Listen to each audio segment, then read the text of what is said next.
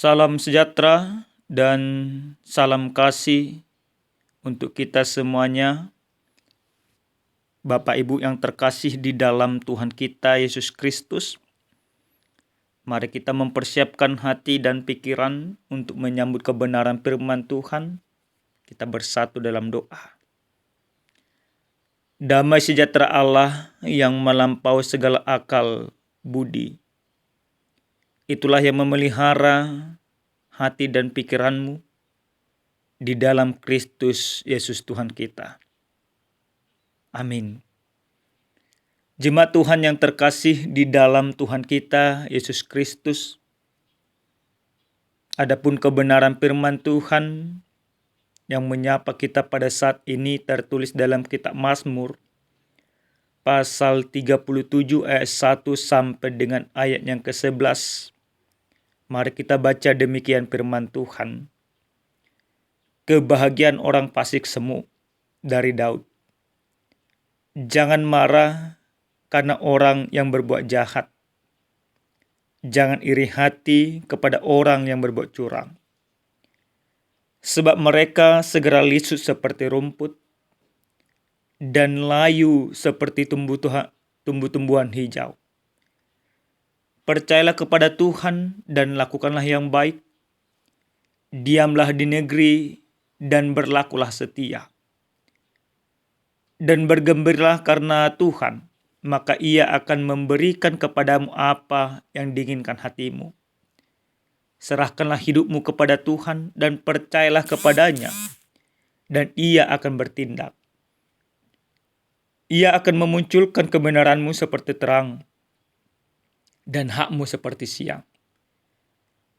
Berdiam dirilah di hadapan Tuhan dan nantikanlah Dia. Jangan marah karena orang yang berhasil dalam hidupnya, karena orang yang melakukan tipu daya. Berhentilah marah dan tinggalkanlah panas hati itu. Jangan marah, itu hanya membawa kepada kejahatan. Sebab orang-orang yang berbuat jahat akan dilenyapkan, tetapi orang-orang yang menanti-nantikan Tuhan akan mewarisi negeri. Karena sedikit waktu lagi, maka lenyaplah orang fasik. Jika engkau memperhatikan tempatnya, maka ia sudah tidak ada lagi. Tetapi orang-orang yang rendah hati akan mewarisi negeri. Dan bergembiralah karena kesejahteraan yang berlimpah-limpah. Demikian pembacaan kebenaran firman Tuhan. Saudara yang terkasih di dalam Tuhan kita, Yesus Kristus, hal yang sangat lazim sering kita lakukan, yaitu membuat perbandingan antara hidup kita dengan orang lain. Membandingkan antara apa yang kita peroleh dengan apa yang diperoleh orang lain. Bahkan sering sekali kita menilai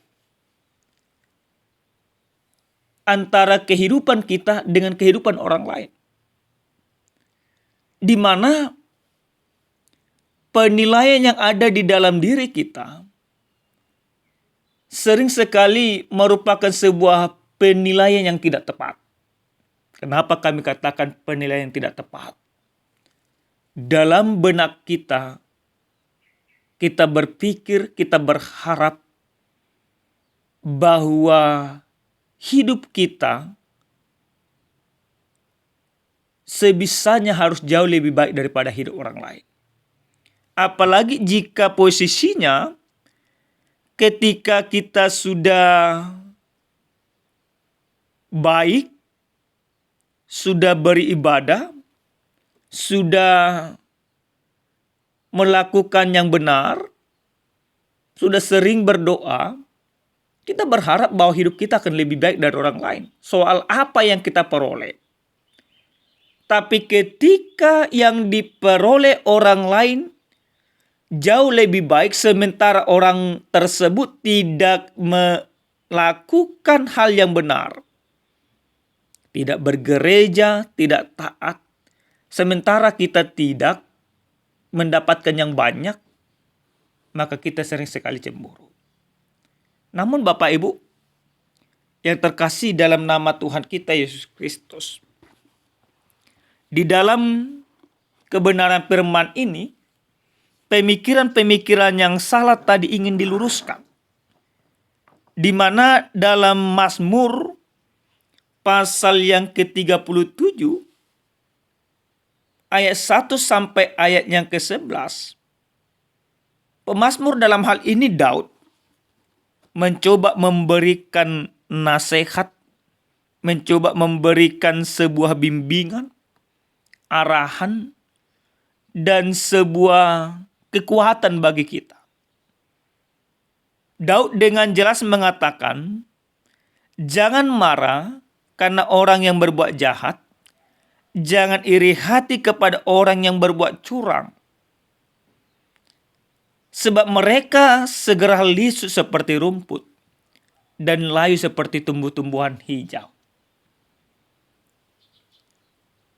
Yang mana dalam kebenaran firman Tuhan ini, pemazmur ingin memberikan kepastian bahwa orang fasik dengan segala keberhasilannya, bahwa orang fasik dengan segala kemakmurannya, maka mereka seumpama seperti rumput. Artinya, apa yang mereka peroleh, apa yang mereka terima, keberhasilan yang mereka miliki, itu hanya sementara.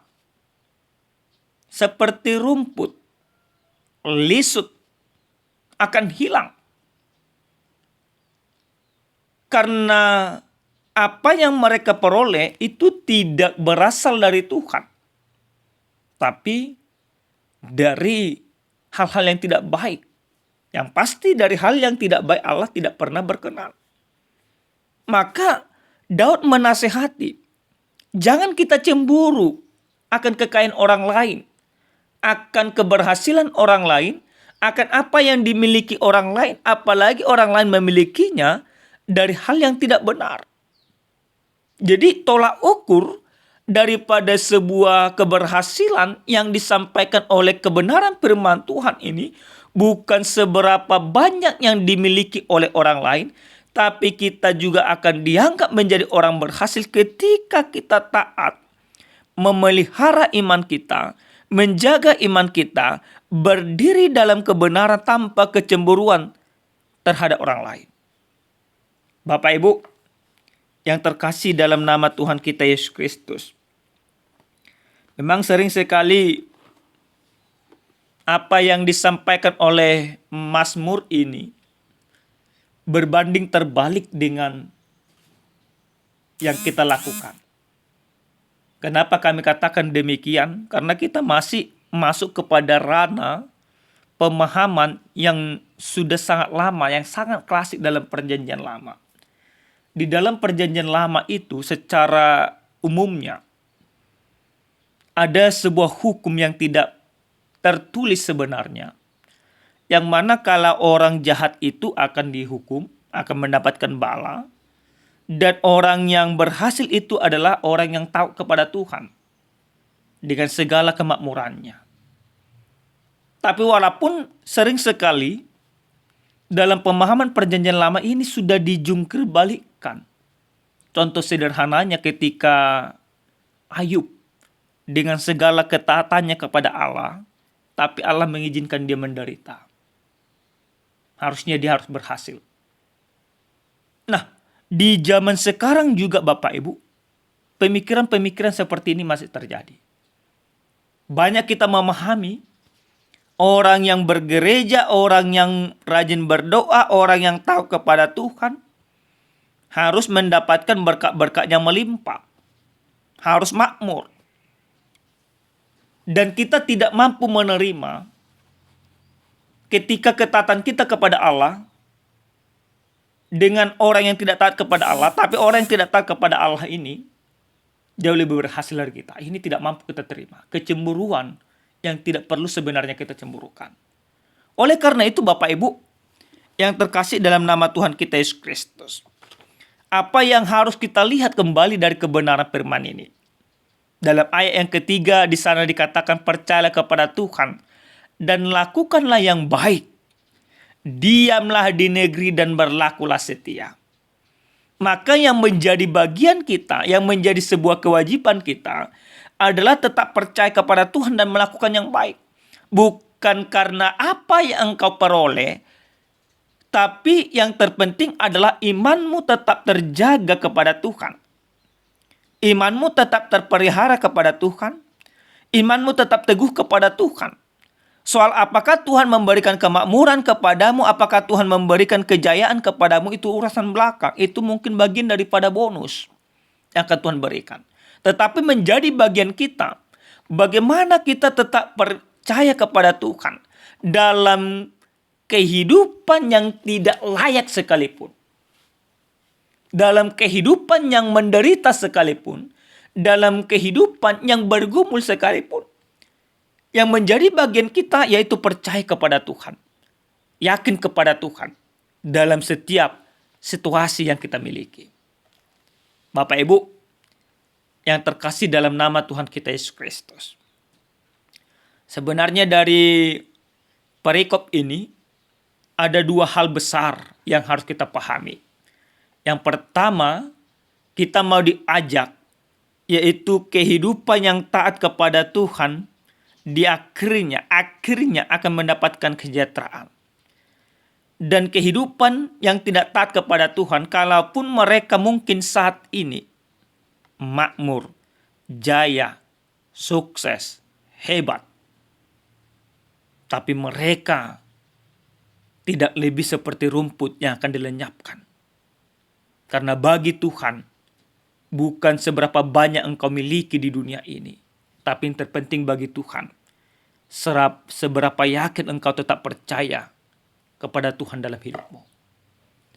Nah Bapak Ibu yang terkasih dalam nama Tuhan kita Yesus Kristus, lalu apa yang harus kita imani dari kebenaran firman Tuhan ini sesuai dengan tema yang sampai kepada kita yang dikatakan mengasihi musuh.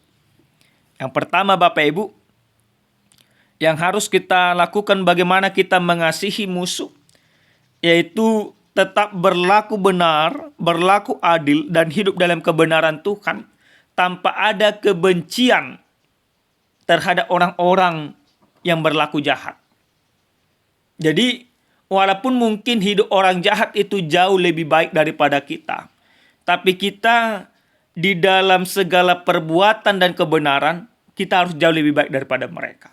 Jadi mengasihi musuh, salah satu yang diinginkan dalam perikop kebenaran firman Tuhan ini, ketika kita mampu terus berjalan di dalam kebenaran firman Tuhan, oleh karena apapun yang kita miliki, dengan segala sesuatu yang kita miliki. Jadi jangan ada amarah-amarah, jangan ada kebencian-kebencian terhadap keberhasilan orang lain, terhadap kehebatan orang lain. Walaupun orang yang lebih hebat ini mungkin lebih bobrok imannya daripada kita. Tapi kita harus tetap di dalam ketidakberdayaan, atau di dalam kekurangan, atau di dalam hal yang tidak baik yang kita miliki. Tapi kita harus tetap mempertunjukkan hal yang baik, hal yang benar kepada mereka.